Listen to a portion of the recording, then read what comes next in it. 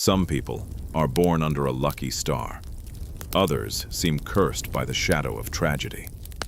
But then there is Tsutomu Yamaguchi, a man who defied the very laws of probability, standing at the epicenter of the two most destructive events in human history and living to tell the tale. Imagine a flash of light, brighter than 1,000 suns, a heat so intense it melts steel, and a shock wave that tears the air from your lungs. Now imagine surviving that apocalyptic nightmare, not once, but twice.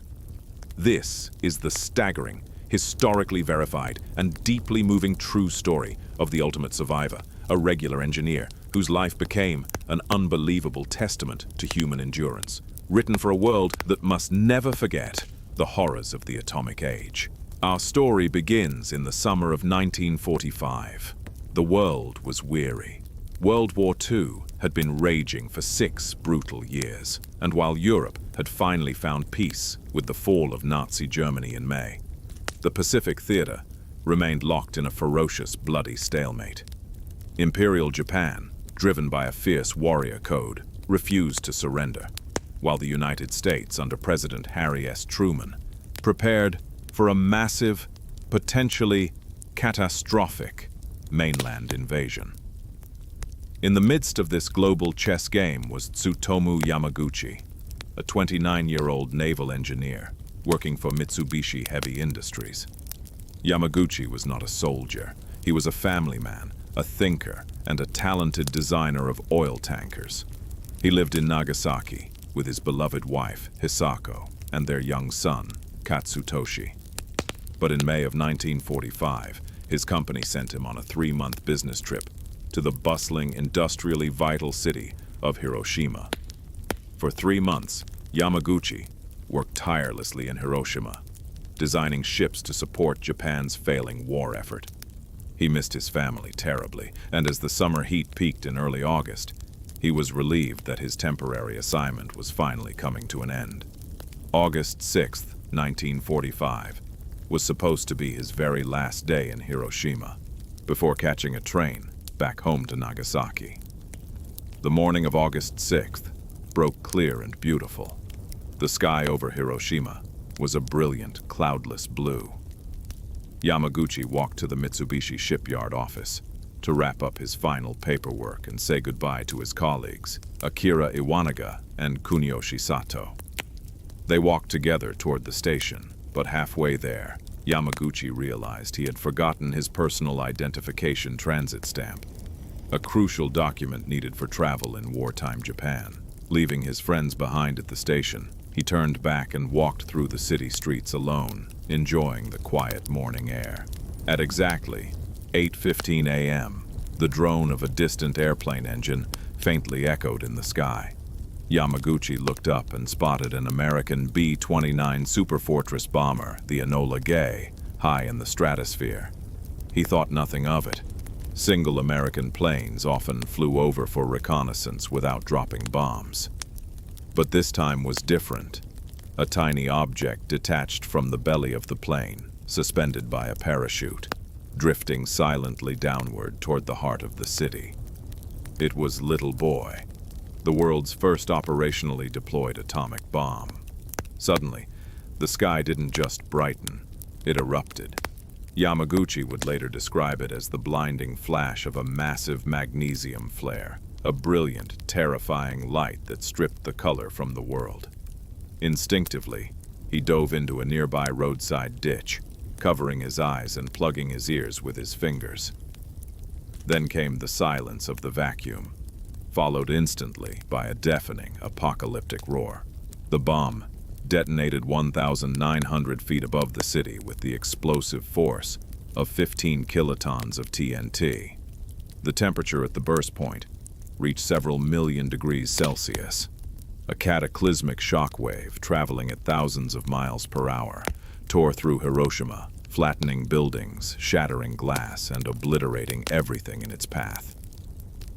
Even though Yamaguchi was nearly 2 miles away from ground zero, the force of the blast lifted him into the air, spun him around like a leaf in a hurricane, and slammed him violently into a nearby potato patch.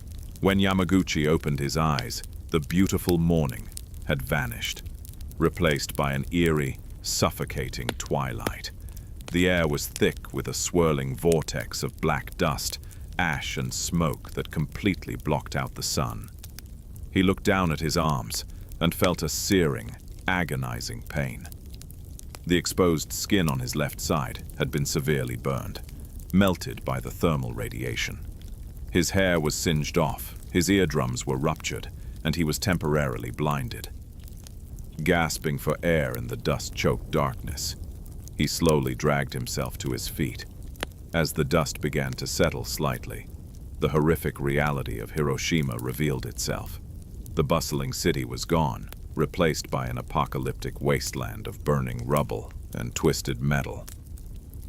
Yamaguchi managed to find his two colleagues, Iwanaga and Sato, who had also miraculously survived the blast with minor injuries. Together, the three men spent a terrifying, sleepless night in an improvised air raid shelter, surrounded by the groans of the dying and the smell of burning flesh. The next morning, August 7th, the three men crawled out of the shelter.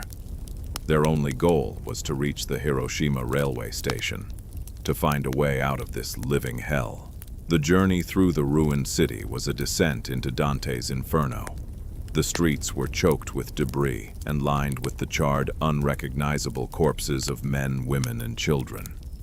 Yamaguchi recalled seeing people whose skin hung from their bodies like ragged clothes, walking like ghosts toward the rivers in a desperate search for water, only to collapse and drown. To reach the station, Yamaguchi and his friends had to cross a river choked with floating bodies. Using a makeshift bridge of floating timber and swimming through the corpse-laden water, they finally reached the station. Against all odds, the railway system on the outskirts of the city was still operational. Yamaguchi, bandaged, bleeding, and suffering from the early invisible stages of radiation sickness, boarded a train packed with the wounded and dying. The train crept away from the ashes of Hiroshima, carrying him back home to what he believed was the safety of Nagasaki. Yamaguchi arrived in Nagasaki on August 8th. He was immediately taken to a local hospital where he was treated by a doctor who happened to be an old school friend. The doctor looked at Yamaguchi's blackened, blistered burns and could hardly recognize him. Despite his immense pain and a dangerously high fever, Yamaguchi insisted on going home to his family. When he walked through his front door, wrapped in heavy white bandages from head to toe, his wife, Hisako, stared at him in utter horror. She initially thought he was a ghost or a spirit returning from the dead, as news of Hiroshima's total destruction had already begun to filter through the country, though no one yet understood how a single bomb could wipe out an entire city. After a night of fitful sleep, comforted by being back with his wife and son, Yamaguchi showed a degree of duty and resilience that defies modern imagination. On the morning of August 9th, despite his agonizing wounds and inability to stand straight, he dragged himself out of bed and went to the Mitsubishi Nagasaki office to report to his supervisor. At 11 a.m. on August 9th, Yamaguchi was sitting in a conference room at the Mitsubishi headquarters, meeting with his boss. His supervisor listened to Yamaguchi's frantic description of the Hiroshima disaster, how a single, massive flash of light had instantly destroyed the entire city. The supervisor looked at him with complete disbelief and outright skepticism. "You are an engineer, Yamaguchi," the boss argued, shaking his head. "How could one single bomb destroy a whole city? It is scientifically impossible. You must be suffering from shock." Yamaguchi tried to explain, tried to convey the unimaginable power he had witnessed. But exactly at that moment, at 11:02 a.m., the argument was violently settled. The room suddenly filled with that same hauntingly familiar, blinding white light. The American B-29 bomber, Boxcar, had just dropped Fat Man, a 21-kiloton plutonium bomb, directly over Nagasaki. In an instant of pure, terrifying déjà vu, Yamaguchi realized what was happening. He yelled for everyone to get down and threw himself to the floor, just as the shockwave struck. The blast blew out the windows of the concrete office building, shattering internal walls and sending a lethal spray of glass and debris through the air. Because the Mitsubishi office was located about 2 miles from this second ground zero, and because the concrete walls absorbed some of the impact, Yamaguchi survived yet again. He had just become the only officially recognized human being to survive the detonation of 2 atomic bombs. His first thought was for his family. Ignoring his freshly ruptured bandages and bleeding wounds, Yamaguchi rushed out of the ruined office building into a Nagasaki that now mirrored the apocalyptic ruins of Hiroshima. The city was engulfed in a firestorm. He ran through the falling ash and burning streets toward his home, terrified of what he would find. When he arrived, he found his house reduced to a pile of splintered wood and rubble. Panic seized him, but as he frantically searched the wreckage, he heard voices. Miraculously, his wife and son had survived. Hisako had been out searching for ointment to treat Yamaguchi's Hiroshima burns, and she had taken their son with her. When the bomb detonated, they had taken cover in a tunnel, escaping the blast wave with only minor cuts. In a twisted twist of fate, Yamaguchi's injuries from the first bomb had inadvertently saved his family's life by forcing them to look for medicine at that exact moment. In the days that followed, the true horror of the atomic age settled over the Yamaguchi family. Japan surrendered on August 15th, ending World War II. But for the survivors, a new battle had just begun. Yamaguchi's body began to break down from the massive doses of ionizing radiation he had absorbed from both explosions. His hair fell out completely, his wounds became severely infected, and he vomited continuously for over a week. He was so weak that he lay on the brink of death for months, nurtured by his wife, who was also suffering from minor radiation ailments. Yet, against all medical expectations, his body fought back. The fever broke. His skin slowly began to heal, and he survived the acute phase of radiation sickness. For decades after the war, Tsutomu Yamaguchi chose to live a quiet life, trying to put the nightmares of August 1945 behind him. He worked as a translator for the U.S. occupation forces, taught school, and later returned to his engineering career at Mitsubishi. He and his wife even went on to have 2 more children, daughters named Toshiko and Naoko, who were born healthy despite fears of genetic damage from the radiation. For a long time, Yamaguchi refused to speak publicly about his experiences, wanting only to be a normal citizen, a husband, and a father.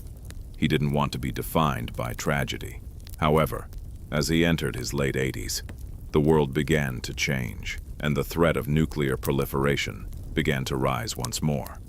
Yamaguchi realized that his survival was not just a miracle, it was a responsibility. He became a passionate, vocal advocate for nuclear disarmament.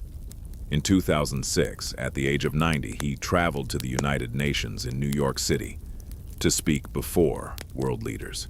Standing before the assembly, he spoke with absolute clarity, stating, "Having experienced atomic bombings twice and survived, it is my destiny to talk about it." He wrote books, participated in documentaries, and spoke to youth groups, sharing the raw, unvarnished truth of what nuclear weapons do to human beings. In 2009, the Japanese government officially recognized Tsutomu Yamaguchi as a Niju Hibakusha, a double atomic bomb survivor, making him the only person officially certified by the government to have been at both ground zeros, though it is estimated that around 165 people may have experienced both blasts. Later that same year, famous director James Cameron visited Yamaguchi in the hospital, where the elderly survivor was battling late-stage stomach cancer, a long-delayed legacy of the radiation he had absorbed 64 years prior. Even on his deathbed, Yamaguchi pleaded with Cameron to carry his anti-nuclear message to the world through film. On January 4, 2010, Tsutomu Yamaguchi passed away at the age of 93. He had survived the end of the world twice, outlived the empire that went to war, and spent his final years fighting for global peace. His story remains one of the most astonishing chapters in human history. A narrative, not just of the terrifying destructive power of technology, but of the ultimate triumph of the human spirit over the absolute worst mankind can inflict upon itself.